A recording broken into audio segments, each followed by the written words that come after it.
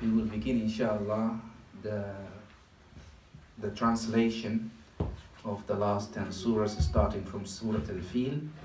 So, inshallah ta'ala, we will begin with Surah Al-Fil. We'll recite it first, and then we will move on to the explanation about the surah itself. أعوذ بالله من الشيطان الرجيم بسم الله الرحمن الرحيم ألم تر كيف فعل ربك بأصحاب الفيل ألم يجعل كيدهم في تضليل وأرسل عليهم طيرا أبابيل ترميهم بحجارة من سجيل فجعلهم كعصف مأكول صدق الله العظيم. So, Surah Al-Fil, this chapter of the elephant. So, what's happened is the surah tells us about an occasion that happened in Mecca. And this occasion took place at the time of the grandfather of the Prophet ﷺ. The grandfather of the Prophet ﷺ, his name is Abdul Muttalib. He was a rich man, and at the time of him being one of the main leaders of Quraysh, which is the main tribe in Mecca, he had many camels and many sheep and many goats, and that's how wealth was measured at that time.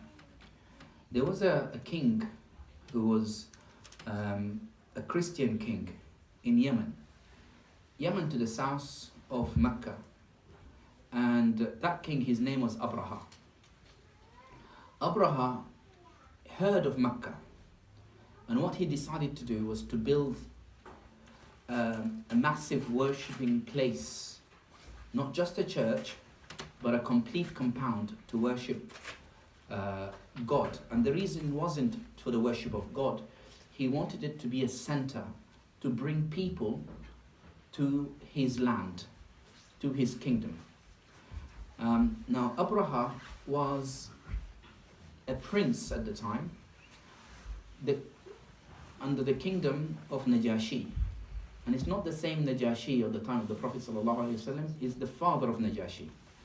So Najashi the first, as it were. And Abraha was the ruler of the Yemen area.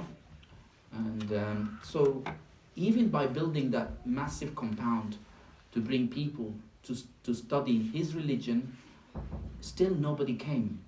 Not the numbers he expected. And he asked, why is that? And so they said, well, the reason that is, it's because people are going to this town called Mecca. And there is a house in Mecca called Kaaba. And this house, people keep going to it. And they take all their trade. And so he said, this is not acceptable. We are the strongest kingdom in the land, and I'm not taking that. I do not accept it. And what he decided to do is to march to Mecca with an army. Now, the scholars, they differ about how many elephants were in this army. Now, elephant is not an animal associated with the region of the desert of Mecca and Yemen. So these elephants were brought, some said from India, some say from Africa, but they were brought specifically for this war. And they were meant to go to Mecca and to break the house of Allah subhanahu wa ta'ala.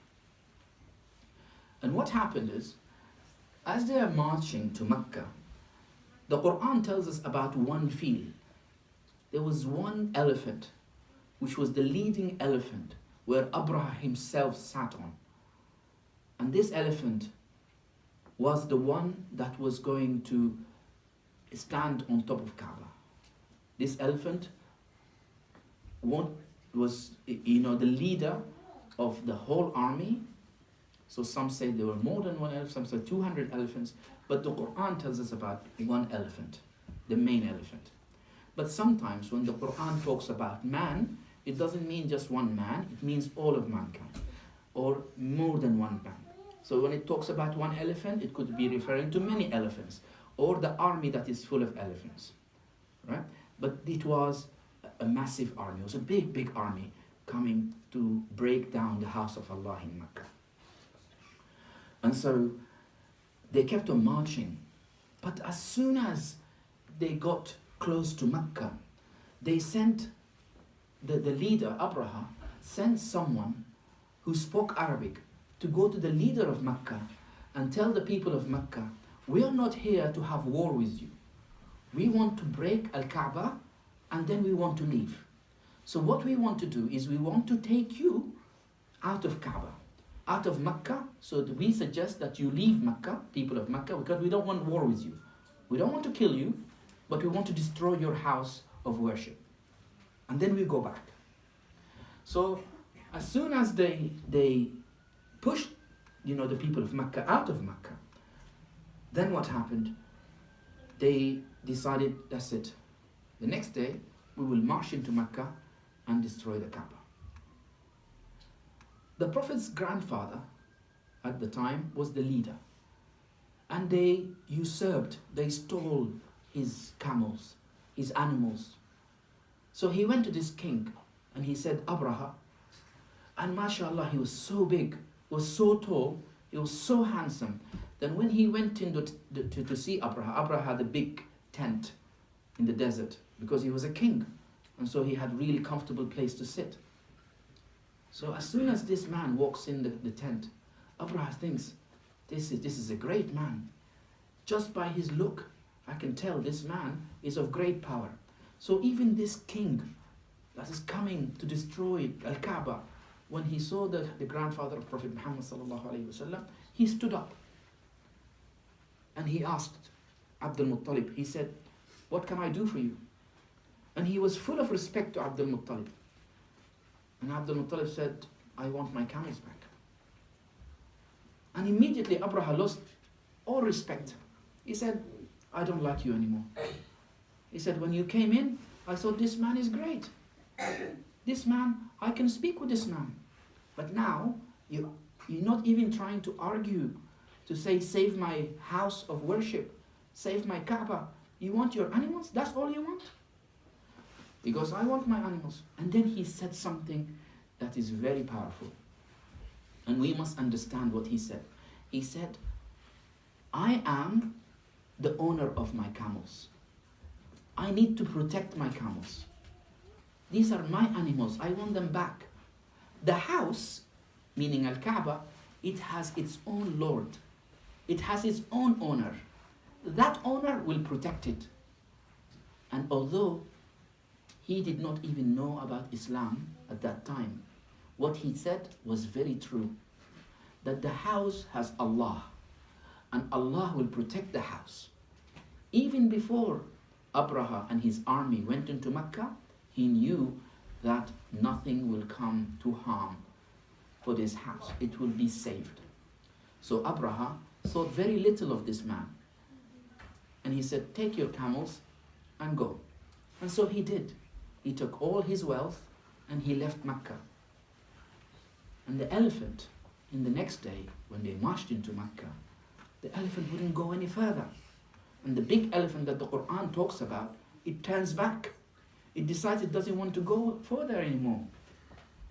And they tried to pull it, and they tried to put it in the right direction, but it wouldn't go.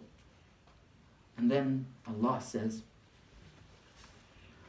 وَأَرْسَلَ عَلَيْهِمْ طَيْرًا أَبَابِيلَ. Out of nowhere came birds that had small pea-sized stones, clay stones, 3 each, one its beak and one carried by its 2 feet. And they dropped these stones and they fell from a very high height. And as they were falling, they pierced the bodies of all the armies.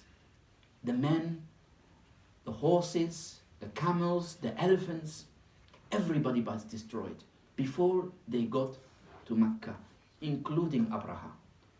And the moral of this story is Allah will protect its house. Allah will protect His house. Allah will protect what Allah owns. And we know we have in front of us something that Allah owns, and it is the Quran. And Allah will always protect the Quran, and Allah will always protect Al-Kaaba.